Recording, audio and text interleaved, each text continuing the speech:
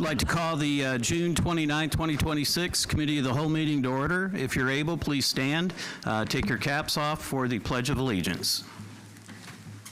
I pledge allegiance to the flag of the United States of America and to the republic for which it stands, one nation, under God, indivisible, with liberty and justice for all.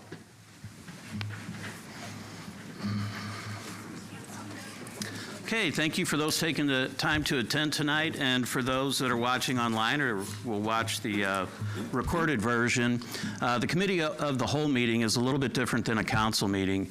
We usually have them on a fifth Monday if we have some business that we feel is important to get out to the community. So this was an opportunity for our library director, Ryan Johnson, to present on the proposed possibility of a new library. So there will not be any council action or votes tonight. This is more informational. So with that being said, we will start the meeting with a roll call, please. Rosenberg. Present. Mallard. Absent. Lotz. Here. Stoffel. Here. Carney. here. Phony. Here. Roach. Absent. Newcomb. Here. Hudson. Here. Blackburn. Here. Vorst. Here. Campbell. Here. Parchman. 4. Here. Okay, thank you, sir. The only thing we will, it won't be a vote, but we need approval, 1.3, approval of the minutes for the September 29th, 2025. So moved. We have a motion. We have a second by Mr. Carney, or Campbell. Okay. All in favor? Aye. Any opposed? First, were there any comments? Did anybody have any comments on 1.3? Okay. Seeing none, that motion carries. We will now move on to agenda item 2, which is public comments. We will also have later in the meeting a second session of public comments. This portion of the city council meeting is reserved for any member of the public wishing to address the council. All remarks should be made to the council as a whole, not to individual members or the audience. The Illinois Open Meetings Act 5 ILCS 120/1 mandates no action shall be taken on matters not listed on this agenda. The council may decide to direct staff to address the topic or refer the matter to a committee. Please provide the clerk, city clerk, with your name, speak into the microphone, limit the presentation to 5 minutes, and avoid repetitious comments. Thank you. Would anybody like to make public comments at this time?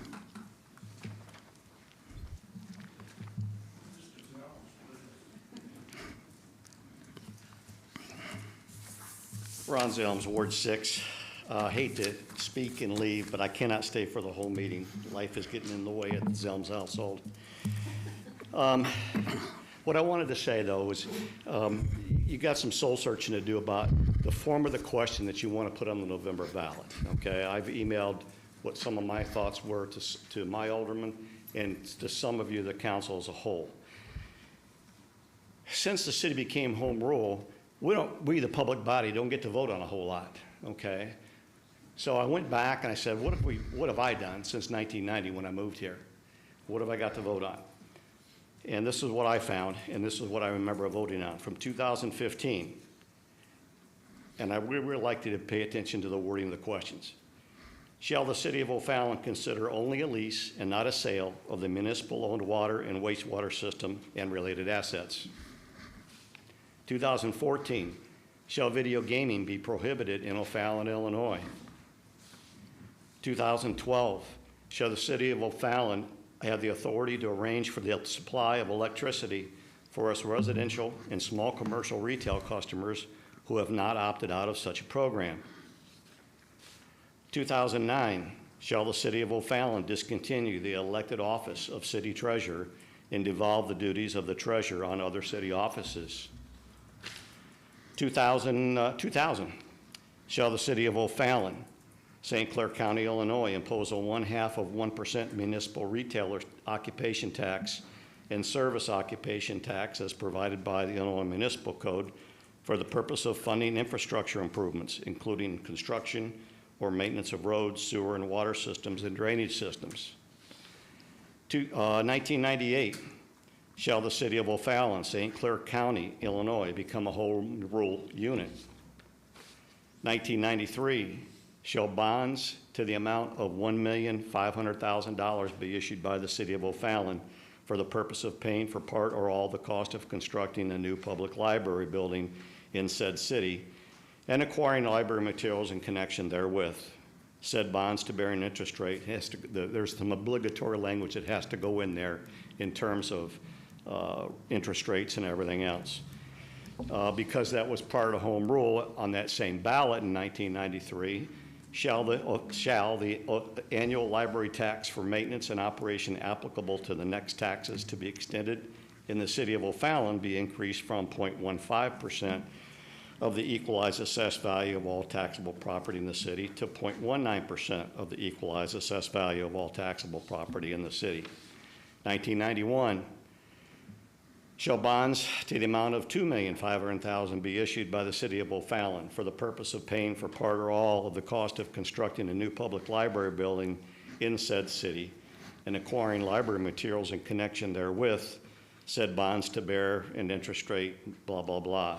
And again, same time frame, 1991, shall the annual library tax for maintenance and operation applicable to the next taxes to be extended in the city of O'Fallon be increased from 0.15% of the equalized assessed value of all taxable property in the city to 0.25% of the EAV of all taxable property in the said city. Pretty straightforward, yes or no questions. As I read the question, I think it's a question, as I read the statement that the library board would like to put on the ballot in November, I read it the first time and I said, it sounds like a community center to me. And then I read it a second time and I said, okay, here's what the real cost is and everything else. It's really a $2.5 million project. We want the taxpayers to fund it at $17.5 million for property tax purposes. But the point being, whether it's a binding referendum or advisory, what do you always see in every other statement or public question? Shall. Shall. Yes or no? Make it simple. A person who goes into a ballot polling place to vote on this language is going to get so confused and go, I don't know what they're doing, I'm voting no. Make it simple, make it easy, and let the public decide, okay? It's an advisory question. You guys can do whatever you want after that. But let the public vote on a very, very straightforward yes or no question. Oh, by the way, if there's any English teachers in the room, if you can go back to your 7th grade where you had to diagram a sentence, I dare anybody to diagram the first sentence of that proposed resolution. Thanks. Thank you for your comments. Would anyone else like to make comments at this time?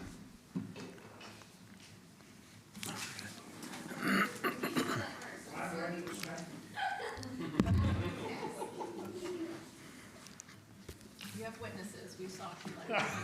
I tried, by golly.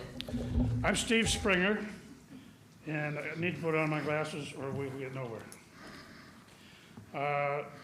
O'Fallon is fortunate to have Ryan Johnson as our library director. He wants the library to be bigger, better, best. Good on him. But we don't need a new library. The community engagement programs held earlier this year were attended by 147 people, and surveys returned by 543 people. That is almost 690 persons out of a population of almost 40,000. That's hardly a reliable sample of our community. The proposal is to provide additional quiet areas, learning areas, meeting spaces, study rooms, STEM areas, arts and crafts, etc. That's a lot of what our schools are supposed to do. Earlier presentations on the community engagement also spoke of a need for additional outdoor spaces and a coffee shop, among other things. O'Fallon Parks and Rec and our schools have spent millions of dollars over the years to provide many, if not all, of these very same services and spaces. These spaces are available in our community. Our area churches also have spaces and programs available. We have private businesses that provide services and activities, and we do have coffee shops in O'Fallon. The library needs to engage with these entities and collaboratively share the spaces and activities that we already have in our community. The advisory question for the ballot states that the cost has been lowered by $5 million because the money has been saved. That money, that $5 million, was tax revenue at one time, and it will still be spent. So no, the cost has not been reduced. The cost is $22.5 million. And that's very misleading in the statement on the resolution and in the statement of the advisory question. So what's to be done with the old library? If District 90 gets it, That would be a cost for refurbishing. Fallon District 90 and OTHS already have building plans for the not too distant future, all requiring public funding, leading to even higher property taxes, which have been rising significantly for the past several years, each year after year. Mine have gone up 35% almost in 4 years, almost 50% in the last 8 years. We can't keep doing this to our neighbors, folks. For the council, please, before you do the resolution tonight, I would ask you to answer some basic questions. Mr. Zelms addressed this, I think, as well. If the advisory question does not pass the vote in the referendum in November, can the council ignore the vote of our neighbors and authorize the project anyway? Hopefully not. If you take a look at, and I too read this resolution, that's a little confusing to me, but it says, the city council approves the project subsequent to blah, blah, blah, blah, blah, by an advisory question which will be submitted to the voters of the city and be approved by a majority of the voters. That says to me, if our voters vote no on that referendum in November, to me that says you can't go ahead and subsequently issue those bonds. However, I agree, the language is a little confusing. I'll quit. Thank you very much for your time. Thank you for your comments. Do we have anyone else that would like to make public comments? Hi, I'm Katie Power, and I'm so glad I let him go first. I'm going to suggest a branch library, not a replacement. Most cities around here do have more than one library around the area. Whether they utilize the public option for the university, like Edwardsville does. Granite City has 2. At one point, they had 3. There's no reason why O'Fallon cannot as well. The current library is sitting where a lot of the lower income houses are. You move it from that location, those people don't have access to it as easily as they do now. And that's the concern that I have, because currently it's in my backyard. And it does affect my family. So I do suggest that we beautify what we have and create a branch so that all areas of O'Fallon have access to the library, not just some. Thank you. Okay, thank you for your comments.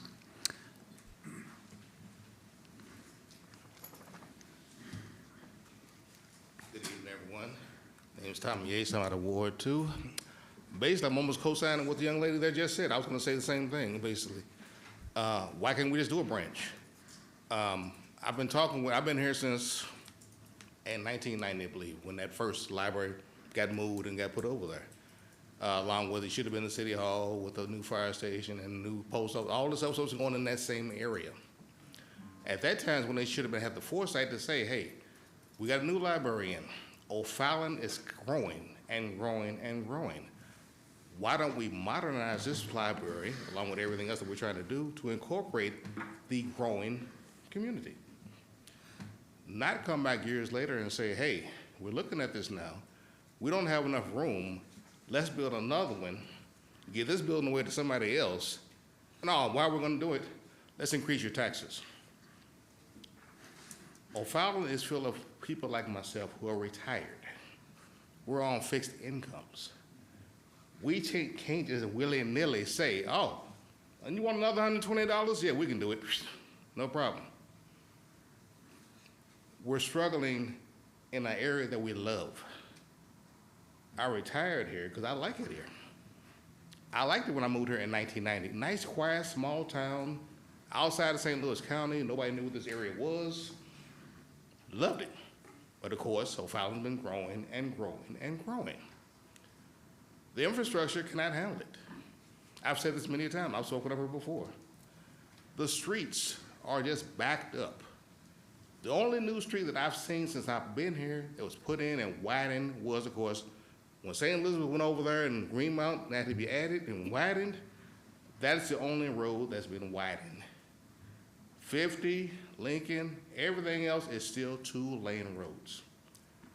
And they keep saying, how do we accommodate this? How do we take care of all this? Not by new taxes. That's an existing building over there, like the lady just said. Build a branch.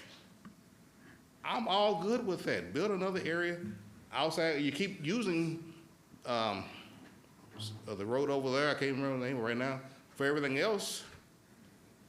You put a new Y over there. You put the new police station over there. You're trying to move everything away from downtown now. When the idea initially was put everything in downtown. We didn't want to move City Hall from downtown, so we kept it here. Quit sacrificing the people so you can do these other things. Our taxes are just going skyrocket, skyrocket, skyrocket. My wife and I, we go to the store, we complain all the time. Look at this tax here. Tax this, tax this, tax this, tax this. Oh, we got a new tax. We like it here. We want to stay here.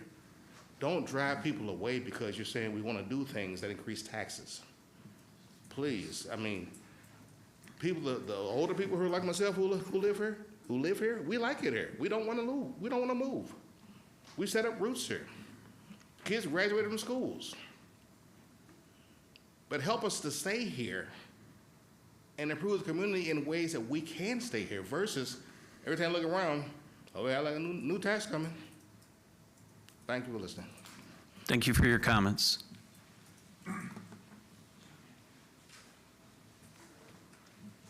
Mr. Mayor, members of the council, good evening. I'm Doug Gaines.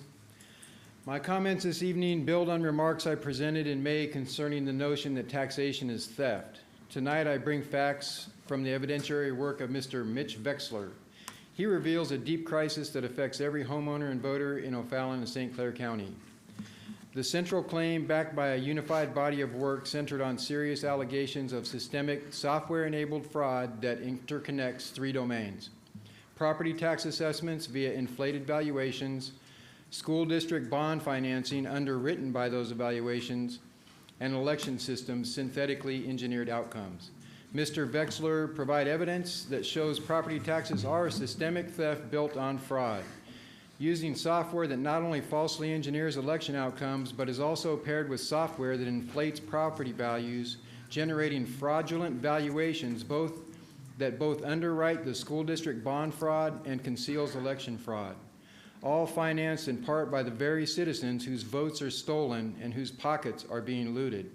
This is not speculation. See for yourself. All the evidence and data are available at mockingbirdproperties.com/DCAD. That's mockingbirdproperties.com/DCAD. 3 systems, 1 mechanism. Fraud by software equals fraud by intent. Here in Illinois, our property tax code requires assessments at 33.3% of fair cash value determined by actual market sales and uniformity. The St. Clair County assessor performs quadrennial reviews based on comparable sales. But if appraisal processes and software back into values to hit predetermined school district budgets or levies, tax levies, this violates the law's core requirement. It's not market value, it's manufactured value, it's fraud.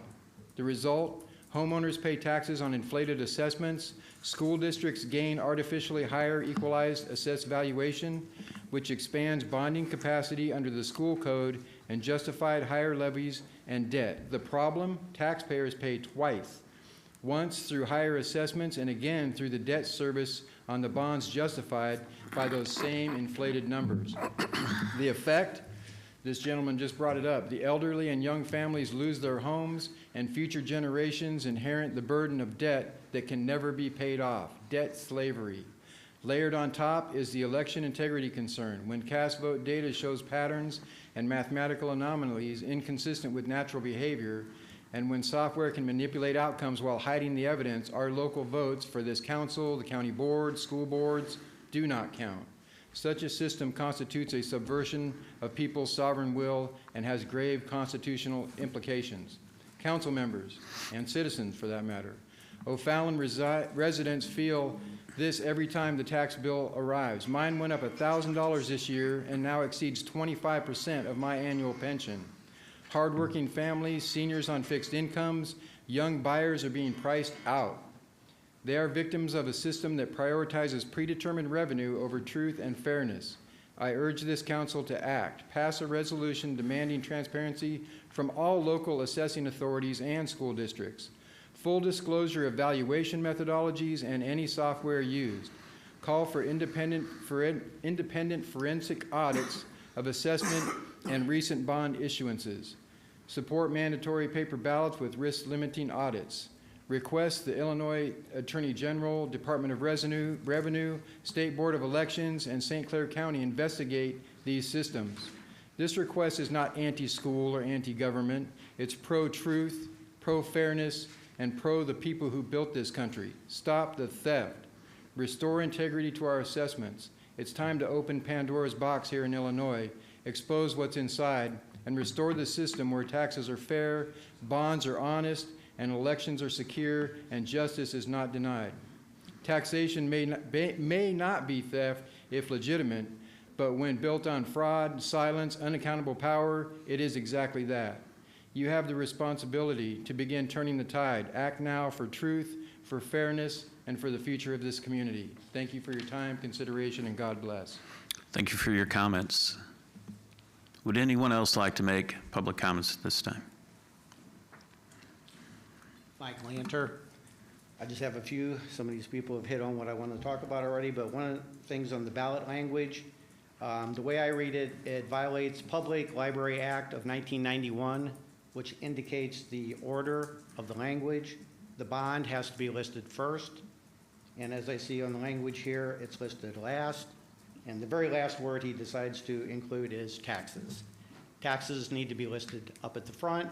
Somebody reads all this, they're going to get bored, all the wish list of the library board.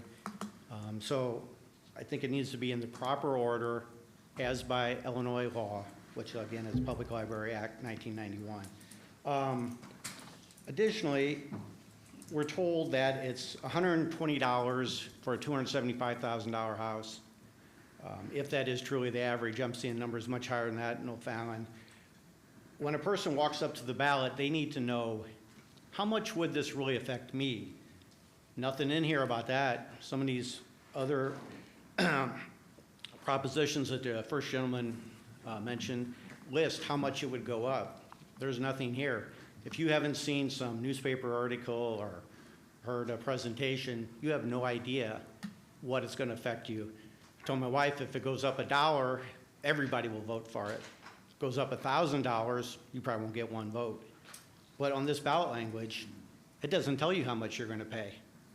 So when you're at the ballot box sitting there, if you haven't come prepared, and I don't know how you come prepared when I don't think very many people know about it. I'm told it's out there if you watch city council meetings and all this stuff. I talked to a bunch of people in my neighborhood. They're all like, they're doing what? New library? I haven't heard anything about it. I propose that everybody, I think, gets a water bill mailed to them. You could have an informational flyer telling people how much you think it might cost you.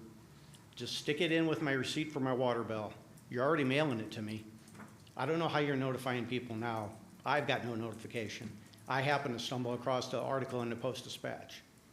So, let's see. Oh, and on the amount of the increase, the 120, I figured mine, I don't know if you all figured yours, that's a 105% increase for the library's portion. So when they say, well, it's just this much, how often you get something raised 105% on you? Next year, the year after, and the year after that. It's just, you're just going to keep paying that. And I think that's all for me because I think the others have covered. Thank you for your time. Thank you for your comments. Would anyone else like to make comments at this time?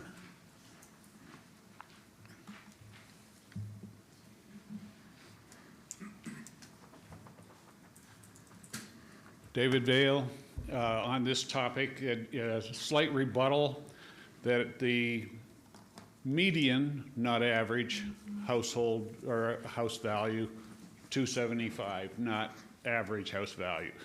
But the $130, if somebody's paying between $4,000 and $5,000 for a median valued house in O'Fallon, if they're paying $4,000 to $5,000 tax, they're not even going to notice $100 or $120 in their tax bill. They'd have to look fine. The second part of the tax conversation is The tax bill is the aggregate of multiple taxing districts. Since I moved here in '99, the library portion of the tax went down 33%, 32% since '99, since I moved here. Of the Metro East communities that have a median household income that's above the national average and have a library, O'Fallon's library tax is the lowest of all communities in the Metro East. And so we've been getting good value and not paying, and paying for it, but paying a lower amount every year over time. So I think this is, from a financial perspective, that people can afford $120 if they're paying $4,000 already. Thank you for your comments. Do we have anyone else that would like to make public comments at this time?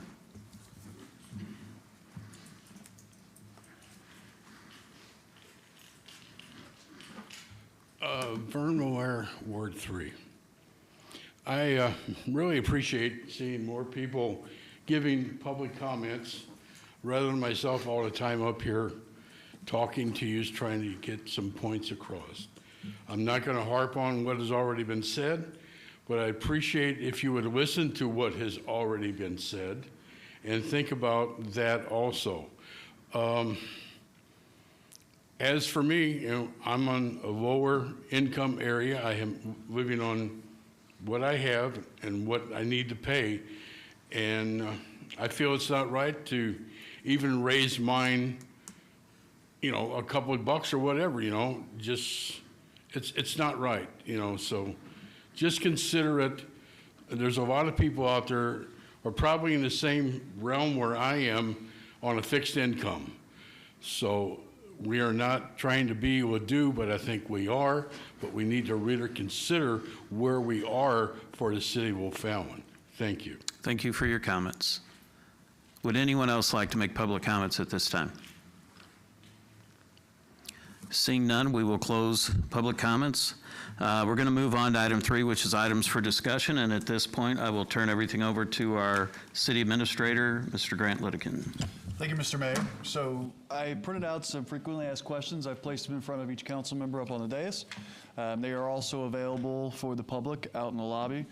And so the purpose of this meeting tonight is for the council to have a discussion with the library board, the library director, and his experts and consultants.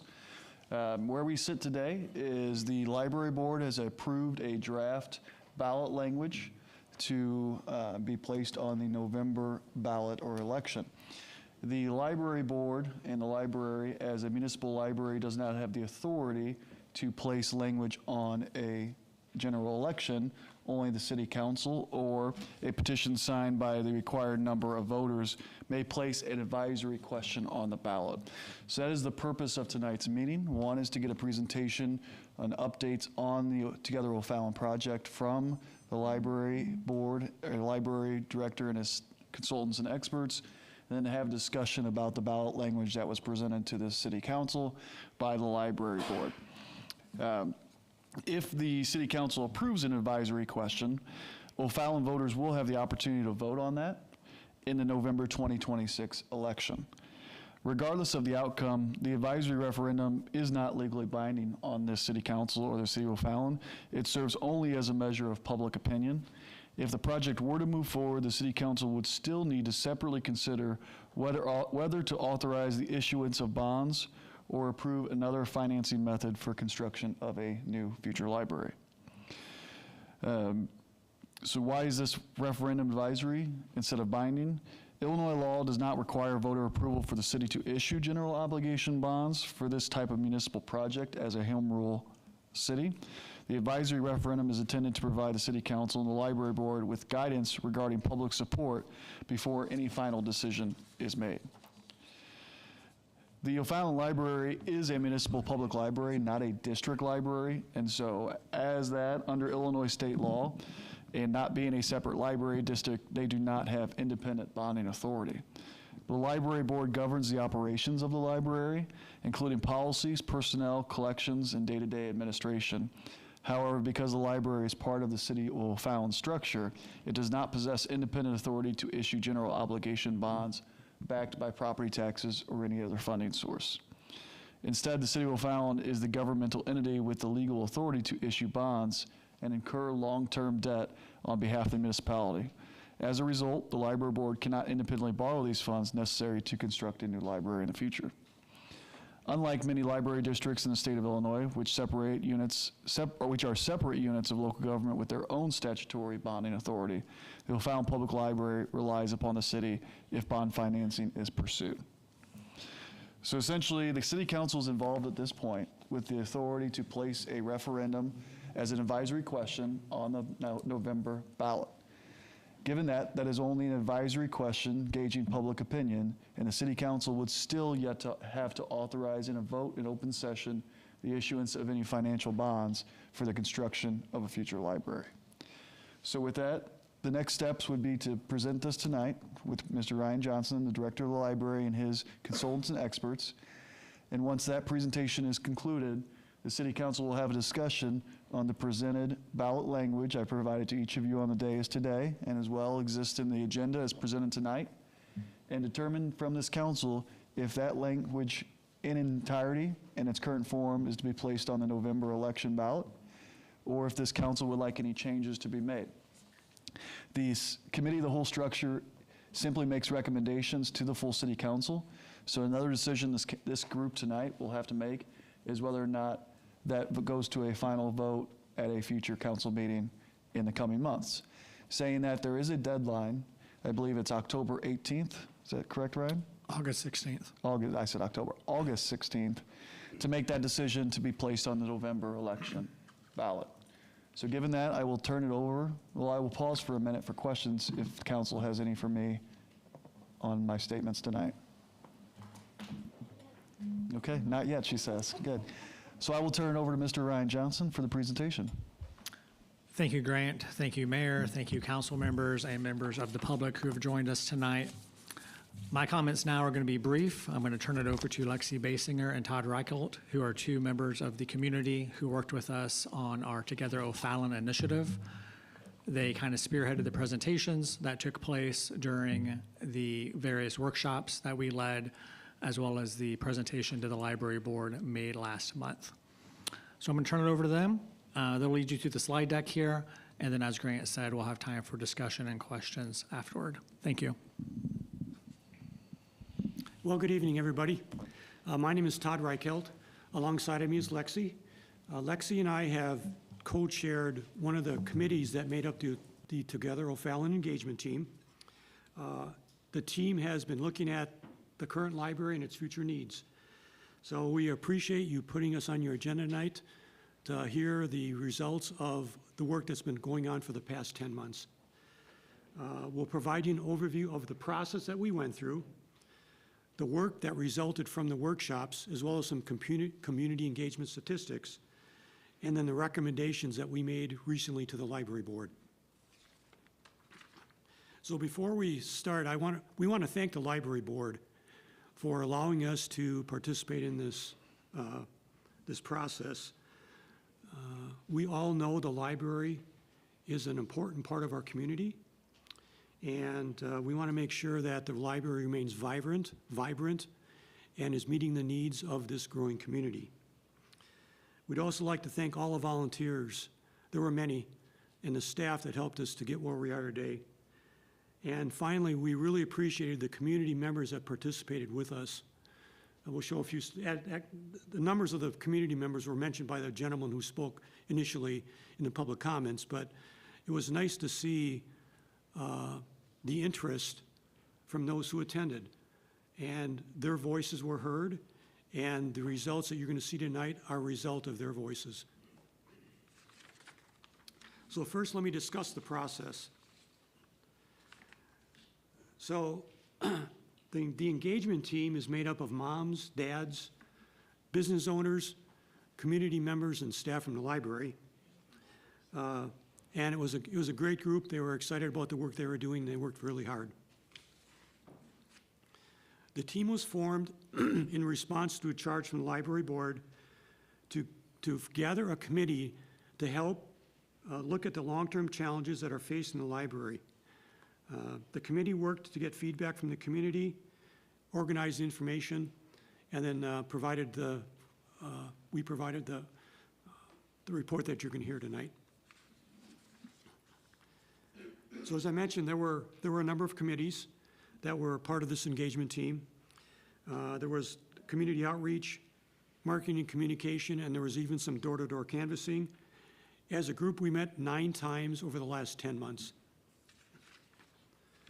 So why was this process chosen?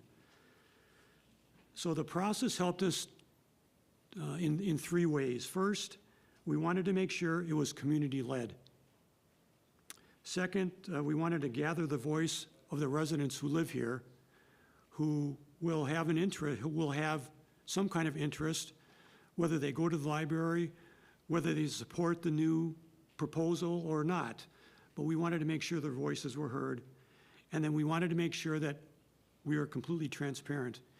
And having participated, I can tell you, Ryan was very transparent.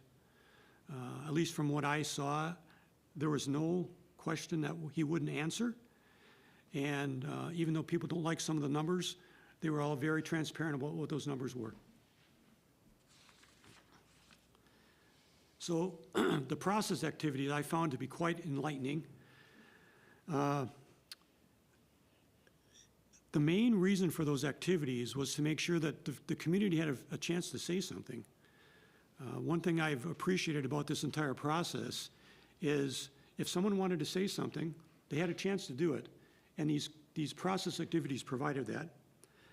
We gained some really valuable information from the community. There was a comment made about the coffee shop. That wasn't something we dreamed up. The community, when they were taking a look at what else could make the library a little vibrant place, they thought about that, not Ryan Johnson. Okay, so those kind of things I think are really important to understand.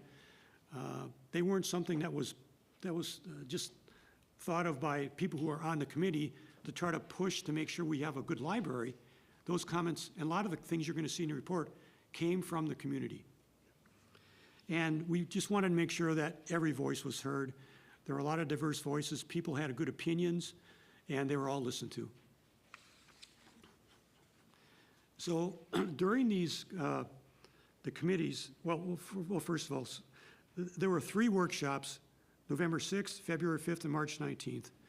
Then Ryan did 7 library tours from April 8th to the 13th of April. And then on April 23rd, there was an open house. And there was also a community survey. Now that survey had 543 participants, and everyone was invited. The invitations were made over Facebook, email, whatever social media mechanism was available, so that the members of this community had an opportunity to share their opinion. So let me just discuss what the workshops were like. So after a brief engagement team presentation or something from Ryan, the community was put into groups, and they were given a specific work activity. And during that work activity, they had to come to consensus on whatever the activity was. Then following that, they presented the results to the group. And I thought what was really key to the discussion that the community members were having was they needed to come to a consensus. So in these workshops, I'll go over the statistics here in a minute, there were 7 or 8, 9, 10 tables of people, and though not every table agreed with the other table, they agreed as a group, and I thought that was important.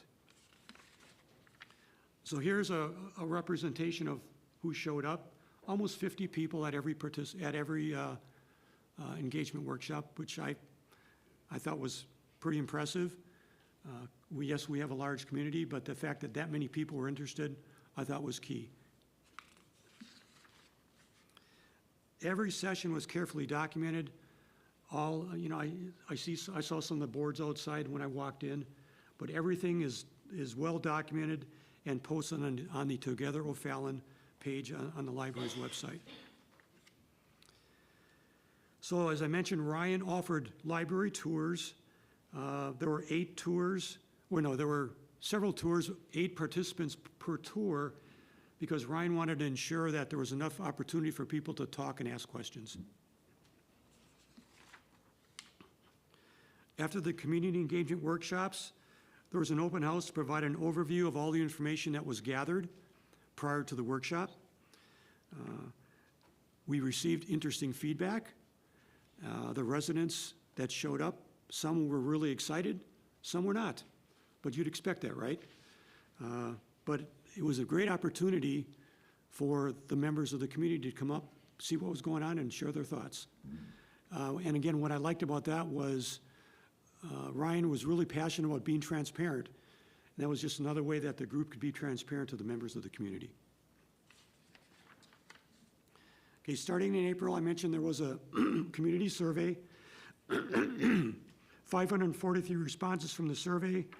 Members of the community, through text messages, emails, and social media, were given the opportunity to complete the survey.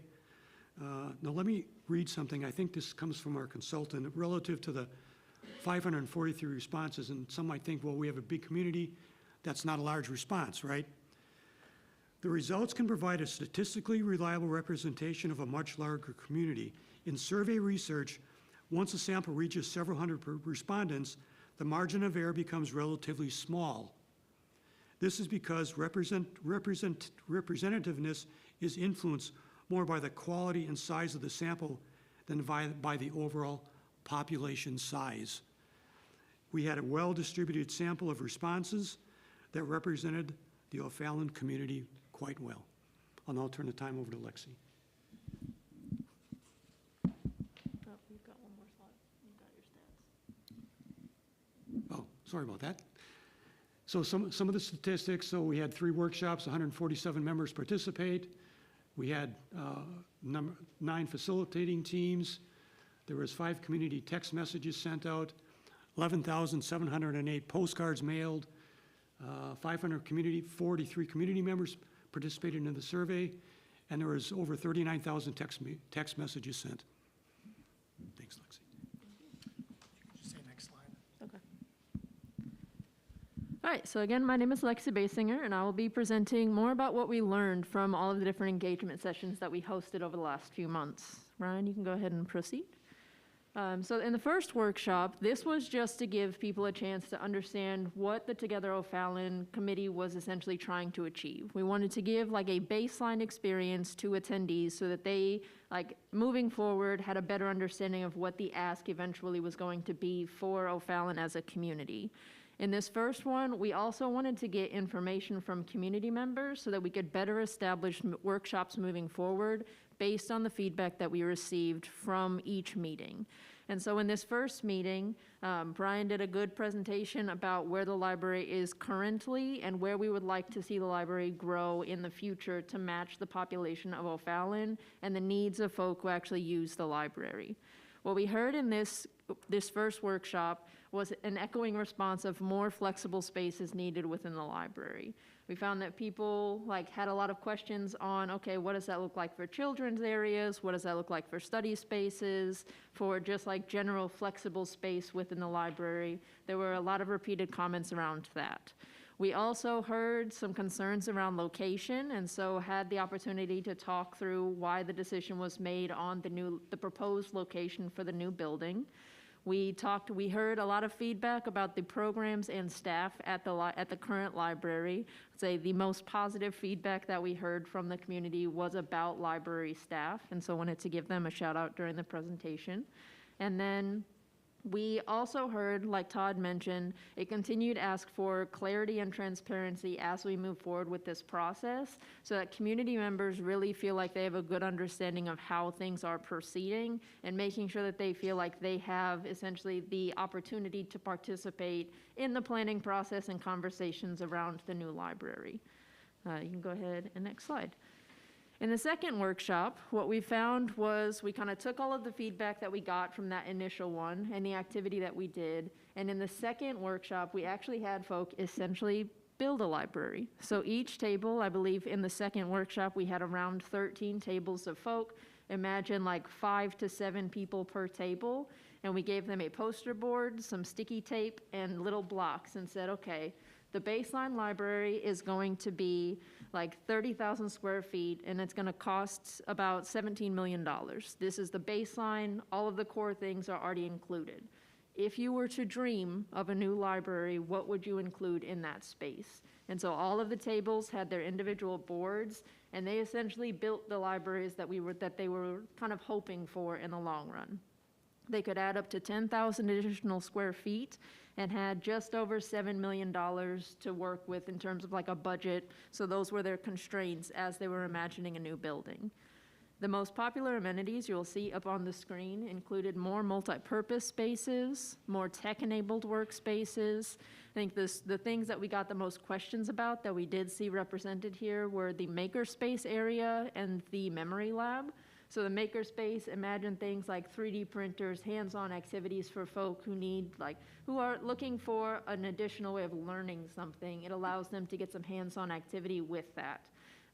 The memory lab essentially is a space that allows for us to capture history as it's happening. And so giving people the chance to make sure that they have a space to record the things that are important to them. You'll see that a coffee shop was also listed here, apologies. There's spaces for potentially small business pop-ups, larger children's areas, and additional study rooms to accommodate a wider range of folk who may need to use the library at the same time. Next slide. In the last workshop, we took all of the feedback and the boards from workshop 2 and said, okay, these are the options that we would like to propose moving forward. So the status quo is essentially, this is if we were to make no changes at all to the current library. Option A is the base library with just like an expanded space just to meet today's current needs. Option B gave you a little bit more space, added some more multi-purpose rooms, more quiet spaces, a larger children's area. Option C expanded on that even more, adding in coffee shops, maker spaces, sensory rooms. And then option D is essentially, if we were to add in all of the bells and whistles, this is what we would be looking at for the library. And we had all of the community members who participated essentially put them in a list on this is my favorite option to this is my least favorite option. What we saw at the end of the third activity is that option C was the most voted or most favored option. So not quite all of the bells and whistles, but still allowing us to grow to meet future needs for City of O'Fallon. And so what we see with that is that it's 38,120 square feet and comes out to about $22.5 million. And this is with nearly every table that participated, either ranking it at their first or second favorite. Next slide. And as Todd mentioned, if you are interested in seeing any of the verbatim feedback, all of that has been cataloged on the Together O'Fallon website, which you can find by going to the library's website and viewing the link there, or by following the link that you'll see on these slides. Next. After we completed all of the different workshops, we had the opportunity to do an open house that allowed more of the experts. So Todd and I, we are the co-chairs of this committee. I am not a construction expert, nor am I an accountant. So I can't answer the questions if the public were to come up to me with those. So we brought in some of the experts that would be participating. Holland Construction was present, and it allowed folk who attended that open house to really ask more questions of experts. Somewhat questions like, what really will this mean for my taxes? Or what does the construction process look like? More questions around why the space was selected. And so giving people more of an option to have those questions and bringing them to the experts and getting responses in the moment. What we continued to hear again was the opportunity to have those conversations for folk who have maybe some concerns about moving forward or want more information that myself, Todd, or maybe even Ryan can't provide, and giving more space for the community to engage in those kind of conversations. It allowed people to leave with more of a better understanding of what things would look like moving forward. And we even had, I believe you'll see them out in that foyer, some mock-ups of what potential library spaces could look like, with the caveat that those are not the exact mock-ups of what the library looked like, just giving folk an idea of what to expect. Next slide. And then to wrap up the work that we were initially doing, we completed a community survey. As you've heard, 543 folk responded to that survey. It gave us some more insight into how residents view the library and its current services. It highlighted the library's roles in O'Fallon for the quality of life, lifelong learning, and community pride.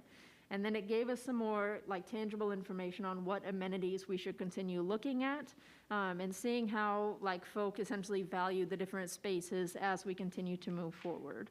And then gave us some more quantitative information on opinions about how we'll fund the proposed future library construction. Next slide. So for the next 3 slides, you'll see that we asked a similar version of this question. Essentially, would you support a ballot initiative if we propose this? In the first question that you'll see here, this was asked before any of the other information was given for this particular survey. So essentially getting an initial baseline, how would people say yes if they just had this information on the ballot?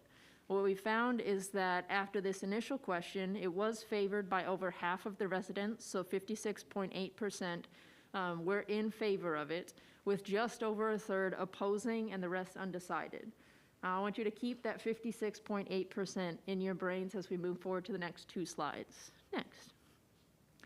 The second time that we asked this question, we started breaking down the cost a little bit more for people so that they would have a better understanding on how this might start affecting them in terms of money, which we know is something that people care a lot about. And so when we asked this one, what we found was that we gave them the information, gave them what our baseline was, so that $750,000 market value house, and said this is how this would affect the median household. What we found here is that it was favored by just over half of the respondents at 54.1%. So if you remember, that initial number was 56.8. So we did drop a couple of percentage points. This is fairly typical. Once you add a paycheck or a dollar sign to something, it kind of can affect how people view that. Ooh, I'm gonna take a drink. So there's a lot of words. With just over a third, again, opposing and the rest being undecided. Next. At the end of the survey, after they've received all of this information, we asked the question again. Said, okay, based on all the information that you've reviewed over the course of this survey, would you be strongly favored? Where would you essentially be in favor of this if this were to be on the ballot? And after people received this information, we did see that it was favored by more than half of the residents again, or the respondents again, at 58.2%, which is higher than that initial 56.4% when we asked the initial question, with again over a third at 38.2% opposing and the rest being undecided. So what we saw here is that once they got more information, people were more likely to be in favor of this, even just by a couple of percentage points, leading us to believe that our work is going to be in educating the community about what the impact of a new library building would be. Next. In the community survey, we also got some indication on what people were valuing. So you'll see here that some of the highest priority improvements were quiet areas. If you have been in the current library space, when there are also children in the building, you know that it can get a little bit loud. And so there is an ask for more quiet spaces to kind of make sure that folk who are in the library, mostly looking for quiet spaces, have the opportunity to do so. A larger area or play areas for kids, multi-purpose spaces like we've referenced earlier, flexible spaces, study rooms, and maker spaces. Next. We also wanted to gauge how different, essentially, phrasings of information were received by survey respondents. So what you'll see here is that the messages that we found really resonated with the respondents were things like, the library greatly contributes to the high quality of life found in O'Fallon. Our library is a source of pride in O'Fallon. And our library should offer a full range of classes and events for all age groups, young and old alike. And you'll see that more than 64% did agree that with our population growth, the community will need a larger library. Next. And so with all of that information, Todd and I then had the opportunity to make some recommendations to the library board, and we'll kind of go back and forth to let you know what those recommendations were. Okay, so this first recommendation is all about whether the current library can meet the needs of the current and future generations. And one of the clearest messages we heard throughout this entire 10-month process was the current library isn't big enough. Not just for books, but for programs and quiet spaces and for the tech stuff that Lexi mentioned, collaboration spaces, just a place where people can come together as a community. So to summarize this recommendation, it's all about flexibility and adaptability. And based on what we've heard, the current library just doesn't meet those specifications. Next. We also made the recommendation that the library expand on the children's, teens, and family-centered spaces, essentially, like Todd was mentioning, by creating those larger, more flexible areas. Something that I will note is that the library offers yoga fairly frequently. It happens in my opinion, not a super well-ventilated room that is then also used for board meetings, for general meetings, for the robotics club that met. So we're also looking for spaces that can truly be multi-purpose and give more people more opportunities to participate in library events. We want to make sure that we are also providing dedicated spaces for after-school activities, collaboration, and study, making sure that we are also supporting sensory-friendly spaces as like more needs arise in the O'Fallon community. We want to make sure that the library is also offering spaces that are accessible to folk, and then also providing outdoor learning and activity spaces that support youth and community events. So this next recommendation focuses on strengthening the library to be a place where community happens. We heard often that the library can be just more than a place to go to have books and study, but it can be a gathering place for the community. This recommendation talks about having flexible gathering areas, incorporating comfortable seating, natural light, providing spaces that support remote work, group collaboration, and technology access, as well as exploring some amenities like market space and memory labs and of all things, a coffee shop for the community to gather as part of the gathering space. Next. And then, as I kind of referenced earlier, we are making the recommendation to ensure that the future library remains accessible, adaptable, and efficient. Something you would have seen referenced in the slide deck and in the package that Ryan has provided previously is that the goal is for the new library facility to be one floor. There are sometimes some issues with elevators within buildings that are pretty pricey to fix. And just from an accessibility standpoint, a single floor library is easier to maintain and is easier for library attendees. Nope, that's not the word that I want. That's what I have right now. Visitors, thank you, Ryan. Library visitors to essentially make it through the entire building. When the elevator is out, it is increasingly difficult for folk with mobility concerns to make it to the second floor of the library. So our goal is to have it be just a single floor library facility. We want to make sure that, again, we have flexible spaces that can be more easily adapted over time. We want to make sure that we are balancing expanded services and amenities with long-term operational efficiency and making sure that we are continuing to evaluate opportunities for technology upgrades and integration as the world continues to change. Next. So this recommendation is about continuing to ensure that the library serves as a place for the community. We want to make sure that throughout, as this process continues, that there's continue to be transparency. We want to continue to gather feedback from the community. We want to ensure that decisions are grounded in what the community feels are priorities for the library. We want to continue to support programming and spaces needed for those programs, and want to just make sure that as we continue this process, there's a good partnership with the community and their voice continues to be heard.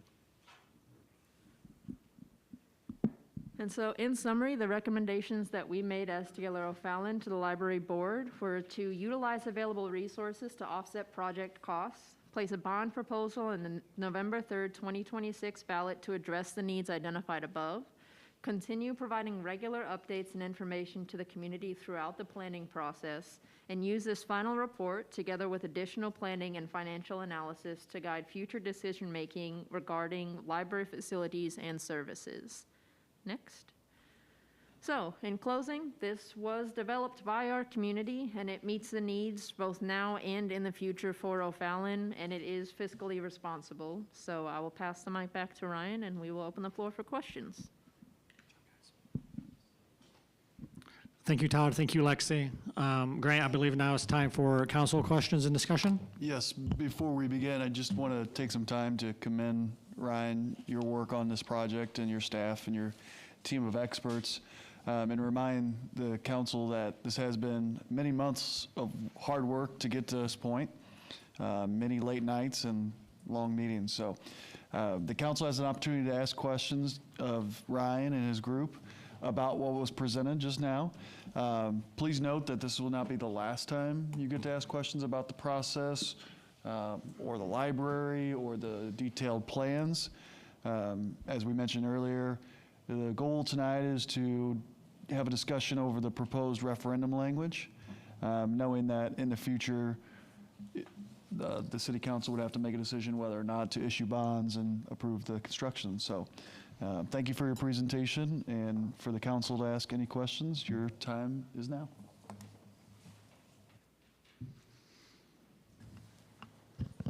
I have some questions.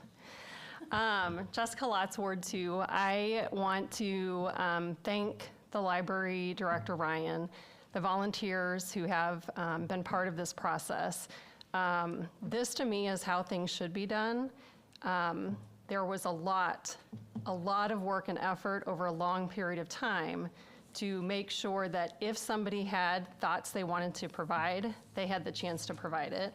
I attended the first meeting. I had intended to attend more and had some health issues, but during that meeting, I definitely got a sense of a commitment to transparency, and the way it was presented, my interpretation was not one that here's what you think should happen.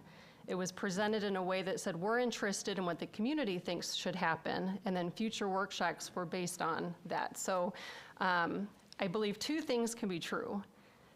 People can put an extraordinary amount of work into awareness and getting the word out, and a large number of people can still not know that this is happening.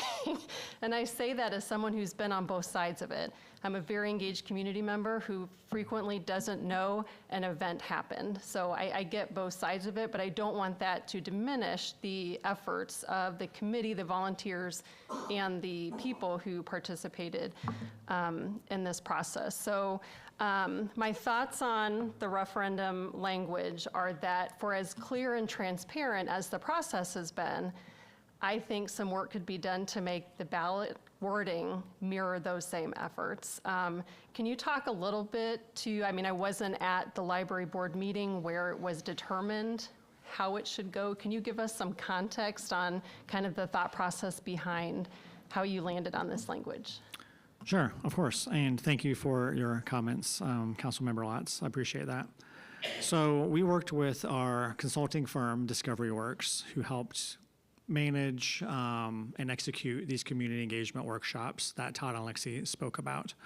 We worked with them, we worked with Bernardi Securities, and we worked with the law firm Miller Canefield, who is bond counsel, on crafting various versions of ballot language. And all three of those firms vetted the various versions to make sure that what was presented to the library board was a viable option. We ultimately provided an option 1 and an option 2 to the library board. Knowing that both, whichever option they chose would be viable from a legal sense and would, check all the boxes it needed to check. So after this presentation that Todd and Lexi gave to the board, they had robust discussion. It came to the point in the agenda where they needed to make a decision, are we going with option 1 or option 2? They ultimately went with option 1, which is the language in front of you tonight.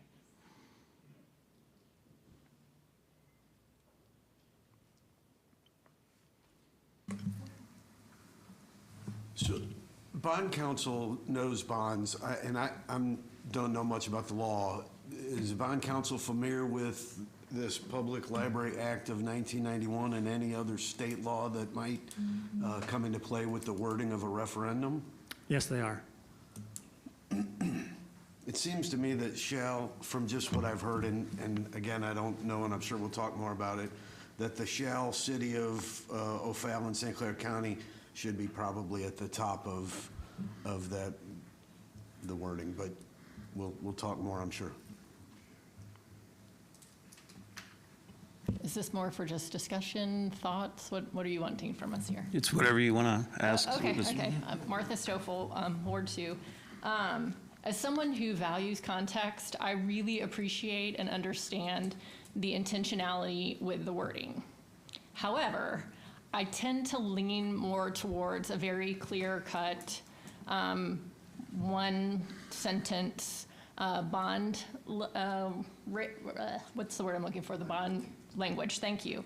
And something that you discussed in your presentation when you were talking about the community survey question, your very first question seemed pretty simple to me. I mean, there were some extra words, but it was like, if we're giving you a building and it's going to cost $22.5 million, would you support it? And over half the people, 56.4%, with just that information, were able to make a decision. And it didn't have all of this, we're going to put this, we're going to put that, it didn't have all that. So that, to me, says that the community is intelligent enough to make a decision with more limited information, while I can still really appreciate what you're doing, because I appreciate the context, but I think that falls more in your educational components and your marketing of it than in the ballot language.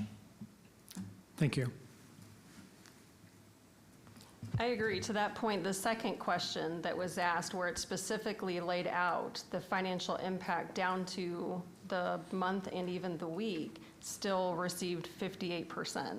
So I think that you can have confidence in knowing that, you know, even including that and leading with that is transparent, and again, I think aligns more with the process that how you've handled it so far, than maybe providing a lot of context prior to the ask.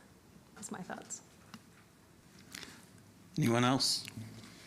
One of the questions that comes to mind with the construction is, have you considered which aspects of the building are tied to population size, and could the library be built in modules to correspond to growth in population? Yes, that's a great question. Thank you for that, Councilmember Campbell. So the library board several months ago met with representatives from Bernardi Securities, who would be managing any sale of bonds that were to happen in the future, if they are to happen in the future. And the board asked that very question. They're like, you know, instead of taking a swing of $22.5 million for, you know, a library, why not go with a $15 million project, and then 10 years down the road do another $10 million project, you know, basically like adding a wing. Very reasonable question. Once we got into the numbers, it proved to be not cost effective, not financially responsible for the taxpayer. A couple reasons why. One is that $10 million 10 years from now is not going to get you what $10 million gets you today. You know, that's just a reality of inflation, construction costs, all of those things. And then the other concern would be we'd have to go through this process twice. And we didn't want to float a project to the community, let's say a $15 million library, that we knew we would be outsized in 10 years. We don't want to be in that position. We've seen that happen with other public facilities, be them high schools or other institutions, not just here, but in other communities. By the time they get the building built and they move the kids into it, it's too small. So that's something we wanted to avoid. We want to do it once, do it right, do it transparently. Anyone else? Go ahead, Roy. Sure. Roy Carney, Ward 3. I agree with Martha. And I think the wording on this should really be simpler than what you have here. I think we have, or you have, public support for this project, even with the numbers that you've shown. But I think you need to streamline this. Thank you. Tom Vorse, Ward 6. Yeah, this is advocacy, not, it's not a question. You're going to ask people to circle in yes or no, and there's no there's no question mark in the whole thing. So There's a question mark about halfway through. I'm sorry, yes there is, you're right. It's okay. Let me back up that sentence then. Let's see.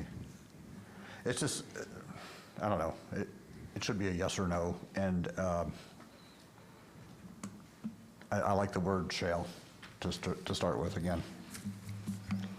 So a process question. So the library board, as its own governing body, has decided that if it's up to them, this is what they would do. What is the council's job?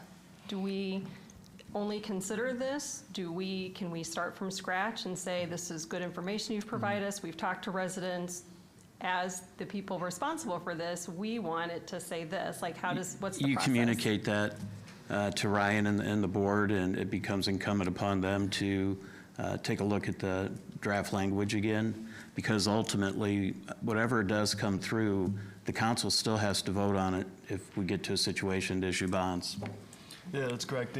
So the council is the final authority on placing this question on the referendum. So we're only approving a question that's provided to us, or we No, today you can place, you can recommend at a future council meeting any question that this council wishes. Okay.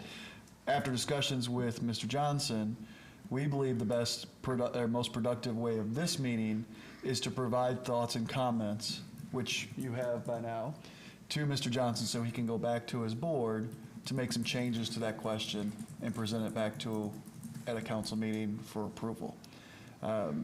We can look at it and make changes all we want on the dais, but it will be lengthy and probably not very productive. I see. And so I believe the best way moving forward is what you guys have done, is providing comments on, we want it shorter, or shall, or more questions, and allow Mr. Johnson and his board to come back with a question to the council that you guys would feel comfortable approving or not approving, whichever you would so choose, at a future council meeting.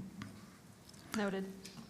So I know we keep talking about that it's been referenced, we have time, we'll talk about it again, but the time is somewhat finite because you have to have all of this done and approved by August 16th.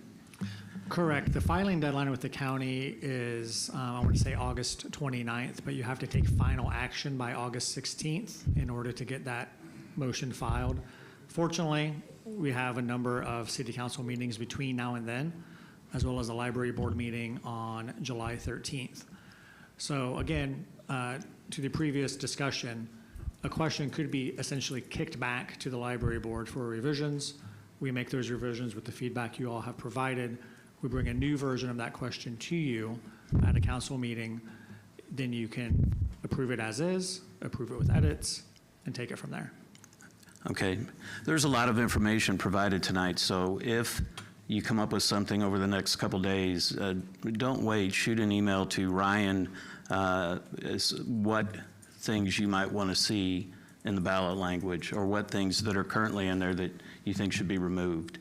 But again, you got a lot of information to digest, but I think it would be fair to Ryan if there was some feedback early versus later at the last minute that could delay things. So, any other comments? I was just thinking, as we've sat here and listened to some of the other commentary from the public, like this is not a position of the council saying, yes, we want you to build a library, or no, we don't want you to build a library. We're just approving the language to be put on the ballot. So those other discussions are for a different time, but the library board has already indicated they desire to build a new library, and this is just the first step in that process for them. That is right? correct. Okay. And so what we're looking tonight is the most simple answer is this committee comfortable with this ballot language as provided to vote upon at the next city council meeting? And I believe that what I've heard tonight is you wish to have some changes and some time for the library board to revise this. Is that accurate? Yes. Is there anybody that does not feel that way? Thank you. Ryan, do you have any other questions for us as you take this back to your library board that we can answer for you? So we're just to help with, since we are on a somewhat condensed timeline, so we don't have this really detailed discussion at our next council meeting, just to help you. Yes, thank you for the question. I believe your perspective has been consistent throughout the various members who have spoken, so thank you for that feedback. It's all pointing in one direction, that is start the sentence question with shall, and condense the wording quite a bit. So I will work with the various players, like I mentioned before, to draft some various versions of that new question, put it through the vetting process to make sure that whatever options we put in front of the library board are valid, and then the board will make action from there, and we'll move a new question forward based on your feedback. Sorry, and one other thing, just for clarity, since you and I had emailed about this, because it's advisory and not binding, it does give you presumably a little bit more flexibility. It doesn't have to be as rigid necessarily as a standard binding referendum, correct? That is correct. So the advisory question has a little bit more flexibility. The vote on the issuance of bonds, however, would not. So if it was a binding referendum and it says to, build 10,000 square feet of makerspace, they would be obligated to be successful in that venture if that vote is yes. Since it is an advisory question, they're not absolutely bound to that until it comes time to vote approval of the bond issuance, which would have language on specifically what it would go for. Now, it wouldn't go in the finite details of color of carpet and everything of that, detail. Right, but the issuance of bonds would not go back to the community. That would just be That is accurate. So for the purposes of what the public is going to see, it being advisory, there's a little bit more flexibility, which is why there is some additional information here than maybe some of the other language that we've heard this evening. Yes. Okay. I just wanted to add Ross Rosenberg, Ward 1, because I made a statement earlier and asked a couple questions, and everybody else did that, so. Hi, Ross. While we wrap up this up tonight, I just want to thank Ryan and everybody involved. I do feel that the O'Fallon community is extremely lucky to have you heading the library and being so future thinking and seeing what, a library is just not a dusty books space anymore. It's really for the community, and all of your hard work is just very inspiring and showing what community can do when we get together. I hate that we have to get all the nuts and bolts for this, but I look forward to seeing what you guys come up with and bring back to us. Thank you, Councilmember Foney. Okay, Ryan, if you don't have any other questions for us, once again, thank you to you and your board for taking the time to come out, educate the council, because they'll have some important decisions moving forward. Thank you. Okay, we will move on to agenda item 4, public comments. This is our second session of public comments. I'm not going to reread the instructions that were provided before the first session, but they do still apply. So would anybody like to make public comments at this time?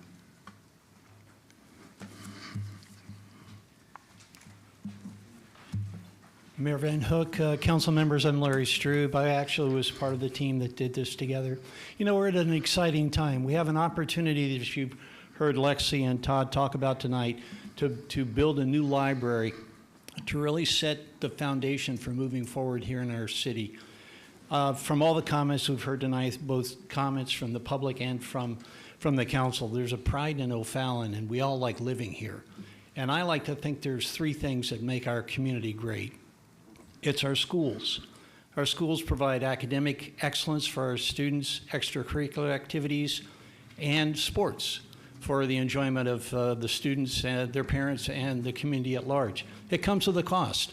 I haven't had a kid in school for 20 years, and yet I pay school taxes every year. But it's, in my opinion, money well spent, because that creates a community that people want to live in and brings the right kind of people into our town. The other thing I like to talk about is the fact that parks are very important, in my opinion. And we have some great parks with the new Katie Caven Center, the swimming pool, obviously the community park, and the tournaments and activities that are out there all the time, it really sets O'Fallon apart from all the communities around us. And finally, I'd like to say a library is very important. And a library is important not just for the books, but as you've heard, what the community expects. It's for lifelong learning. It's not just I need to go check a book out or I read a magazine or a newspaper. It's for opportunities not only for today, but setting the space and the flexibility in the space for future growth and future ideas that come from the community of we'd like to do this. And a new library building would allow that. So I would encourage you, appreciate all the feedback we've heard tonight. I would encourage you to continue to move this forward, that we'll clean up the referendum language, obviously, but it's important for us to put a stake in the ground and say a new library is important for the future of our community, and we need to continue to move forward with that. So thank you very much. Thank you for your comments. Would anyone else like to make public comments at this time?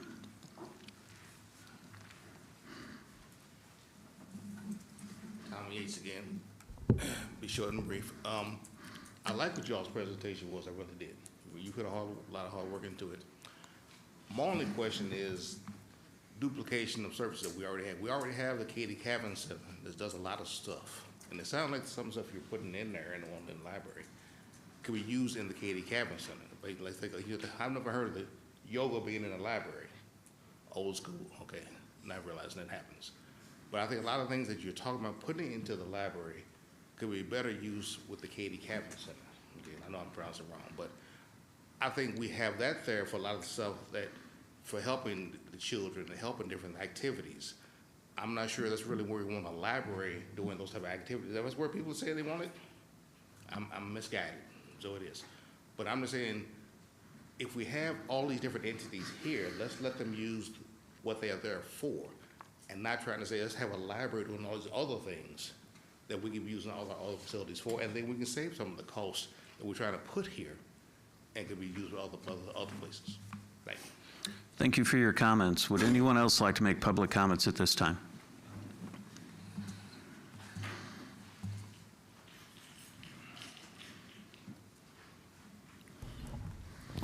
Vern Moore, Ward 3.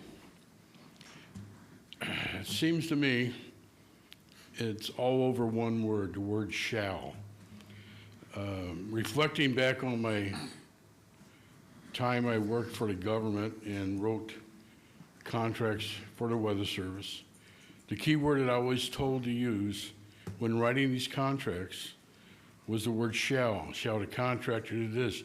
Shall the plumber, shall the roofer, shall whatever trait that is, do the work under the word shall. So I don't understand why we're beating around the bush on one word. Just put it in the front of the sentence and deal with it. On the other hand, we have the right hand and the left hand. We want to build a library. Now the city wants to build a field house. Thought maybe you could put both hands together and combine it and make it a library with a field house and work it out in that regards. I mean, you're talking about a field house, we're talking about a library, so why don't we consider putting both of them together and be done with it and get the most bang for your buck. Thank you. Thank you for your comments. Would anyone else like to make public comments at this time?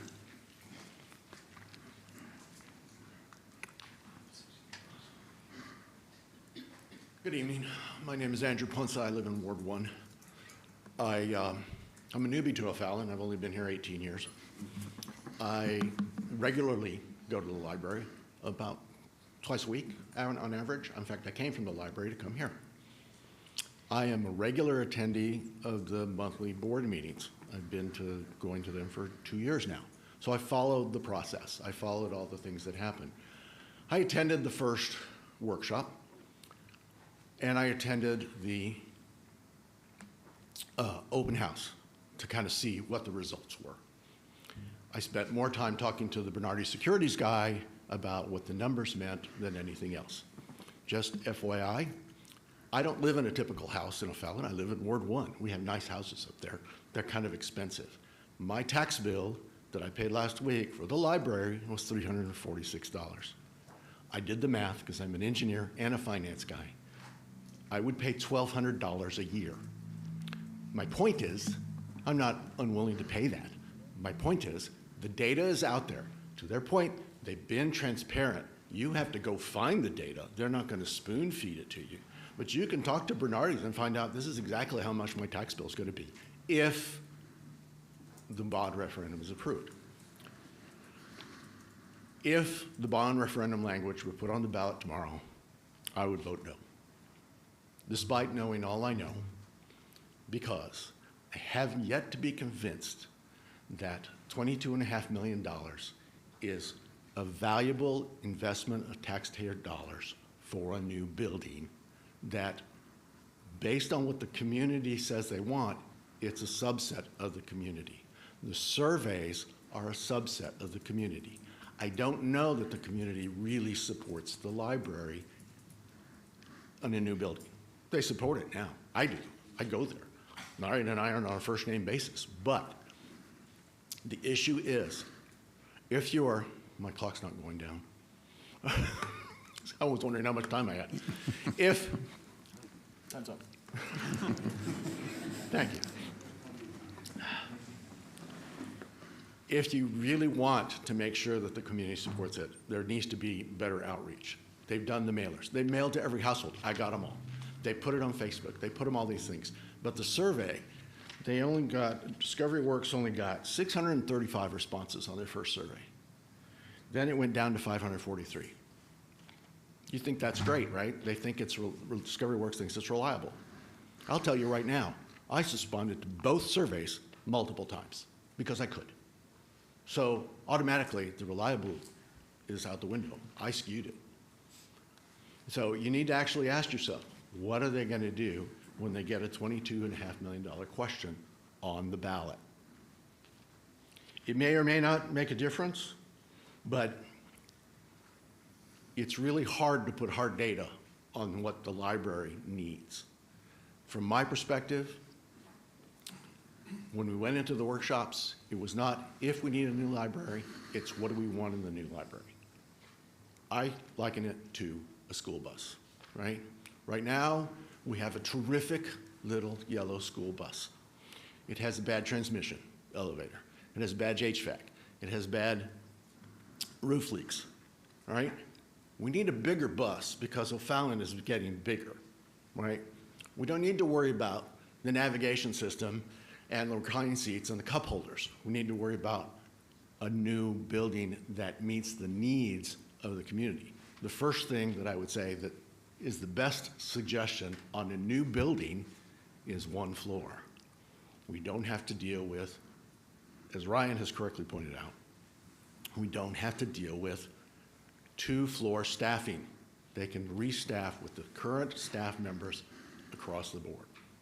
So, said a lot, it's back and forth, right? I'm not going to vote for it as it stands today, but I do support the library. It's important for the community.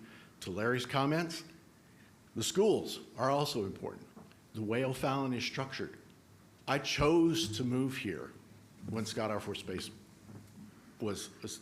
gave me a job.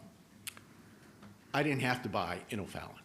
It was a conscious choice. It took me 2 years to decide where I wanted to live. I was renting. So this is an important decision for the board and the council, but it needs to take a balance what it's going to be for the whole community, and it can't just be based on opinion surveys. It has to be based on more substantial data than that. I think I've wasted my time. Okay. Thank you. Thank you for your comments. Does anyone else want to make public comments at this time? Okay, seeing none, we will close agenda item 4. Moving on to agenda item 5, which is adjournment. Can I have a motion to adjourn? So moved. Second. We have a motion and we have a second. All in favor? Opposed? The meeting is ended.